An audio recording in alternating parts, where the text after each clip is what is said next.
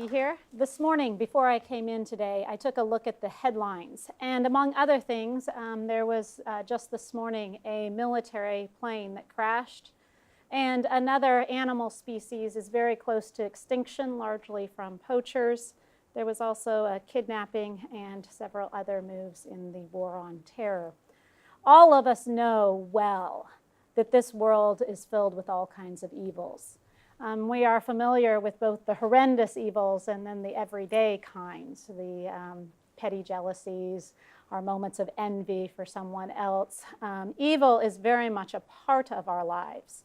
What I'd like to do today is present one of my favorite theories about evil and try to say something about the nature of evil, the account of where evil comes from.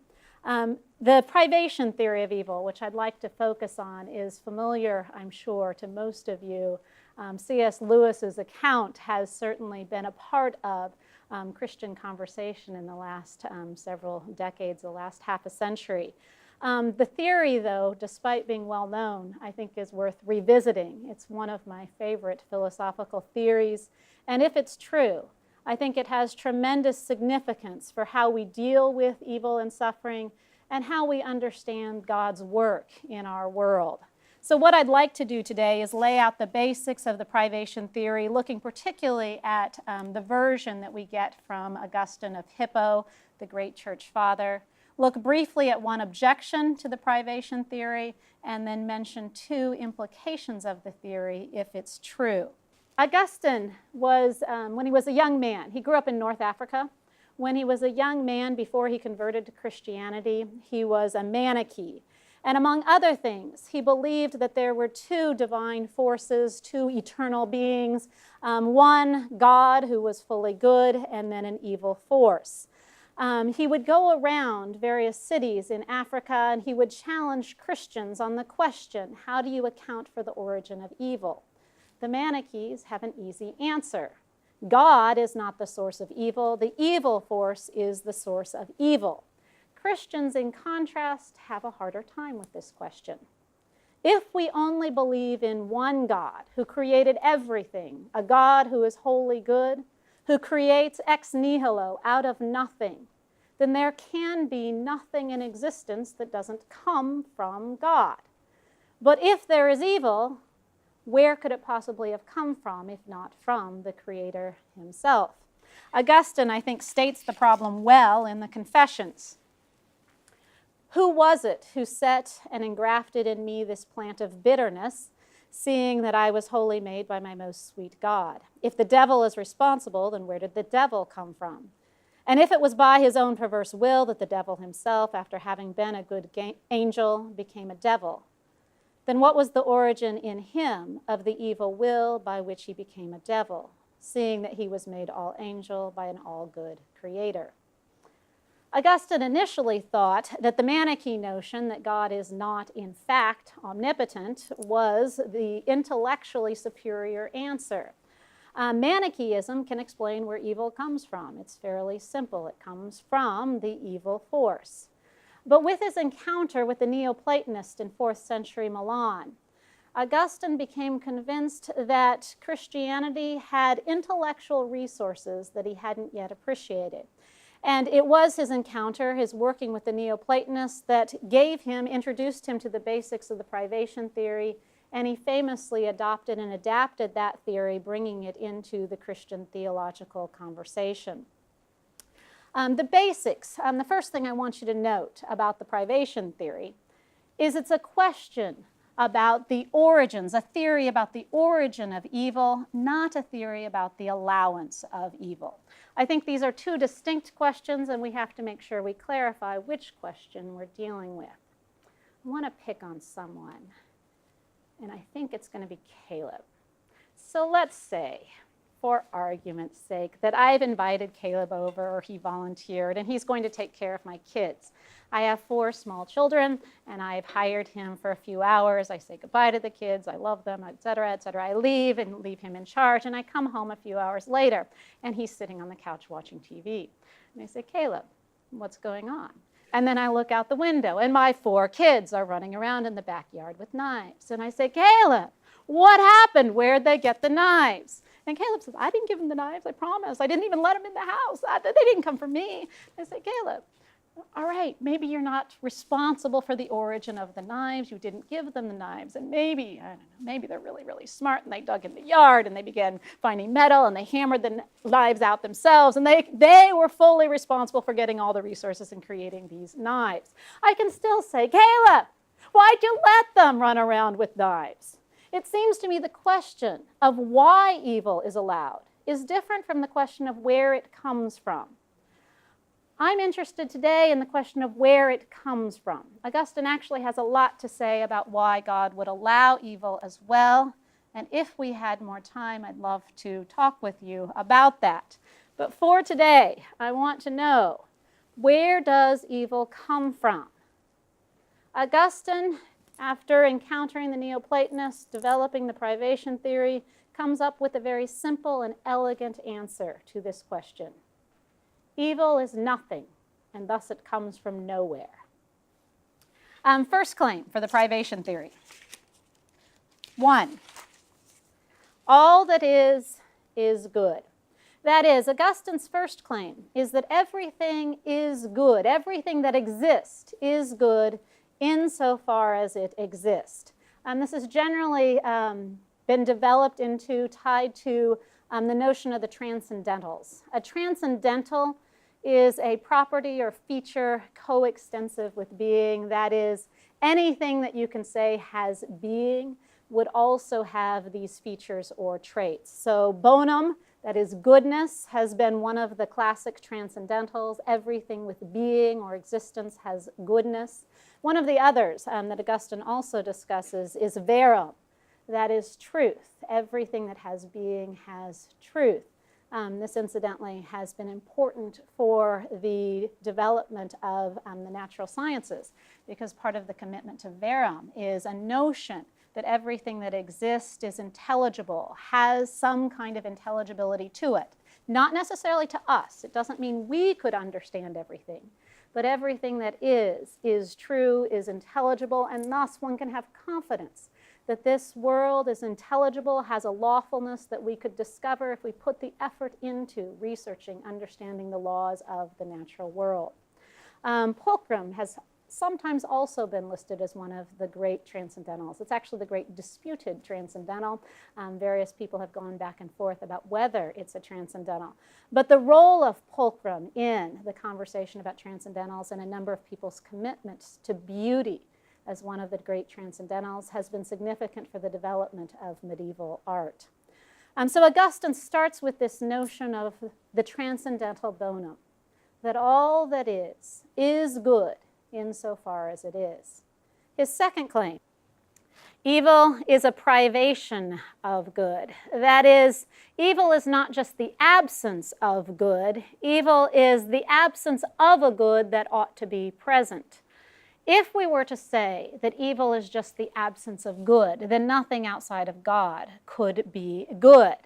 Augustine is committed to the claim that there are lower goods. There are higher goods, there are lower goods, there's a whole range of different types of lower goods. But what counts as evil is when you have a good that ought to be present and it is not in fact present. So for example, I don't think any of you have wings, I hope not. It is not a privation that you lack wings. Human beings aren't supposed to have wings. But if a bird lacks wings, then it's a genuine privation, a good that ought to be present in that bird, but is not present. So Augustine wants to insist that evil is the privation of good, that is, the absence of a good that truly ought to be there. And he thinks that you recognize what goods ought to be there by looking to the exemplars, the ideals in the mind of God. So he's thinking in terms of an account of forms or models for each thing, each type of thing in God, and one looks to that to get the criteria for what goods ought to be present in each type of thing. Claim 3. He thinks there are two basic types of privations. There are natural evils and there are moral evils. Natural evils are privations for which free beings are not directly responsible. So, for example, the death of a deer in a forest fire that was caused by some kind of natural event. That deer was deprived of its being. There is a genuine evil in the world, but it is not one that is the result of any particular free being's choice. In contrast, moral evils are evils for which some free being or set of free beings, whether they're angels or human beings, are directly responsible. So they are things that some being with a will has chosen in some way. Augustine develops this distinction between natural and moral evils by describing how he thinks each of these come about. So claim 4, he understands natural evils as coming about through a conflict of goods. He thinks that what happens in the case of natural evils is you have a bunch of good things, all of which are good, but they end up in the same place at the same time, and something gets deprived of some of its being. This is my daily, almost, experience where I open the fridge, I pull open the vegetable drawer, and I find that tomato. It was a sweet potato most recently covered in mold. Mold is good. Mold is very good. We wouldn't have penicillin without mold.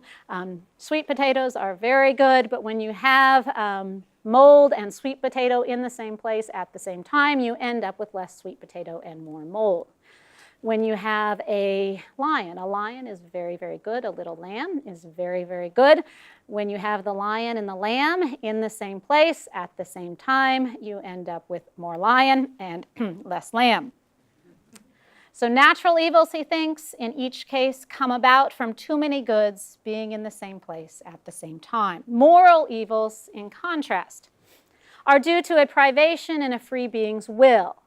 So, for example, I assume, and I don't know the rules about fish, but we'll assume for argument's sake you have a fish that you love dearly. You bring it with you to campus. It's in your dorm room. It is your favorite pet. You've had it for many years. You're quite devoted to it. And you end up loving your pet fish more than you love your roommate.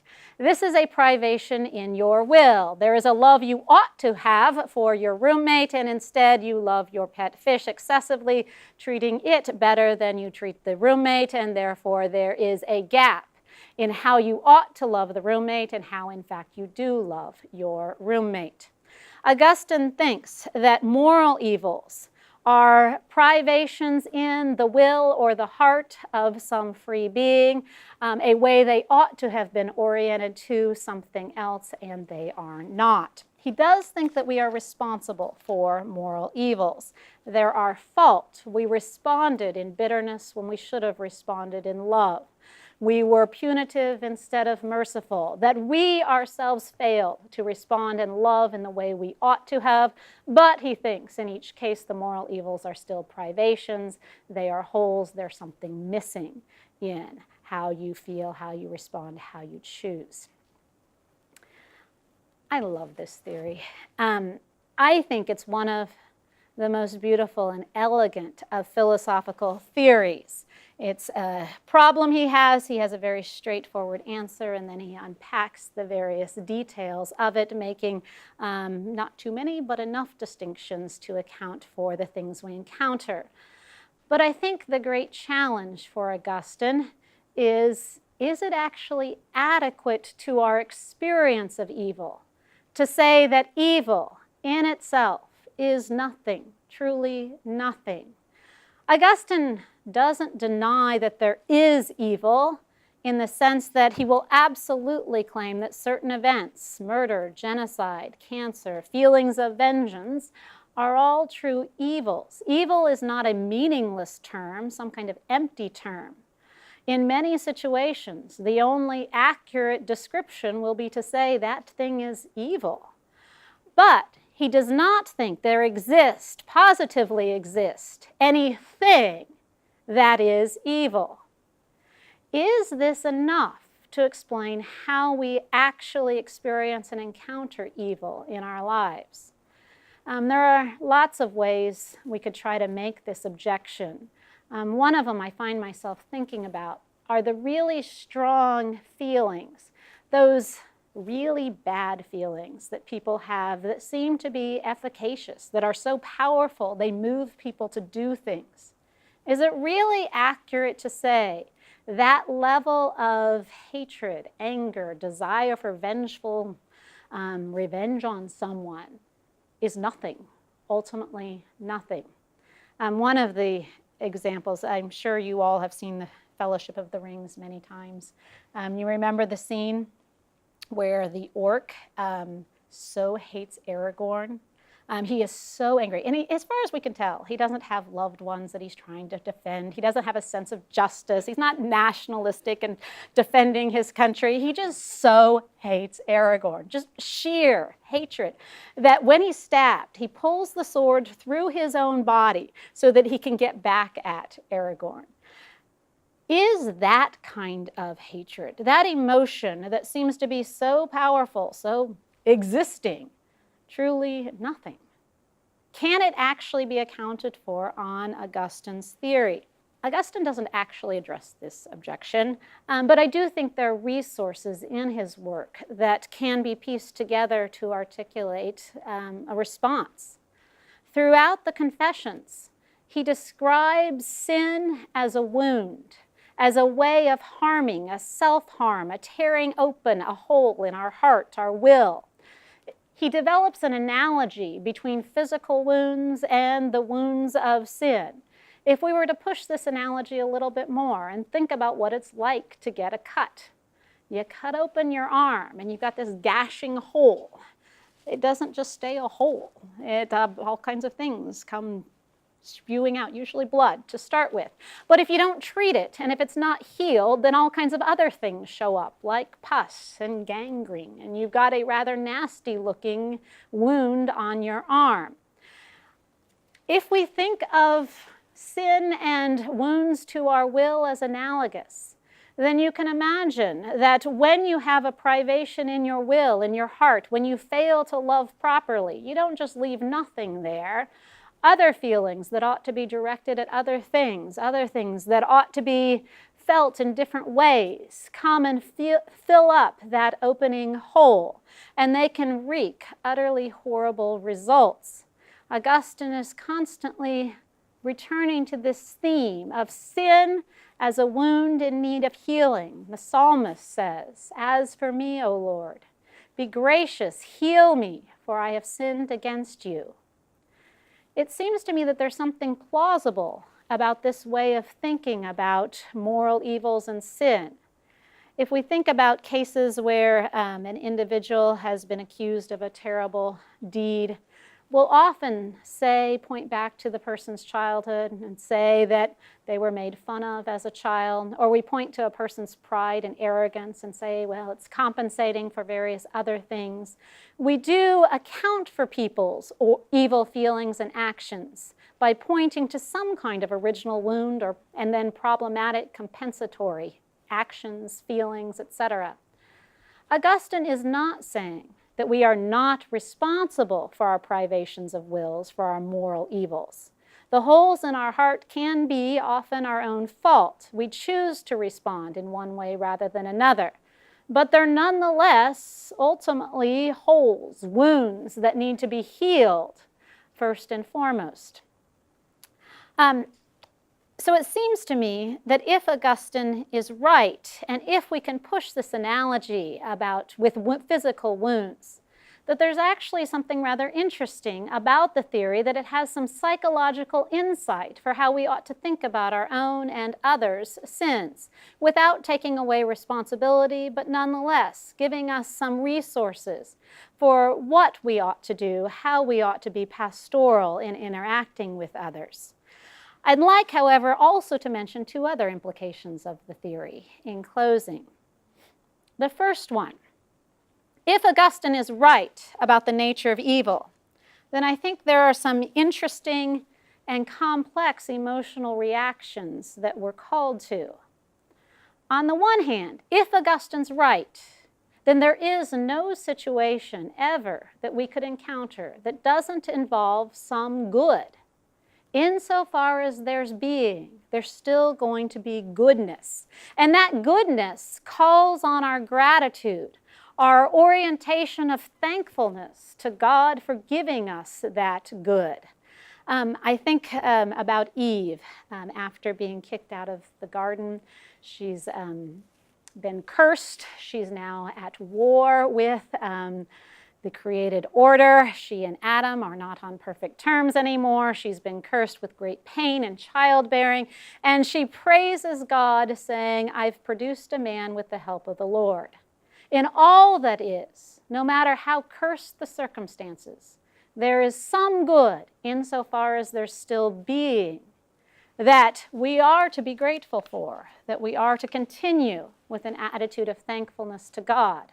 But on the other hand, goodness can be corrupted. It can be ruined, deprived of its being. There truly are things that ought to be and are not. Deeply, objectively, we can say, so many things truly ought not to be how they are. Our hearts ought to rebel against the privation, longing and wanting that fullness of being that should be there. It seems to me in many, if not nearly all situations that we encounter, we're going to be called to a complex emotional response that includes both thankfulness, gratitude, and also sadness, disappointment, and even horror.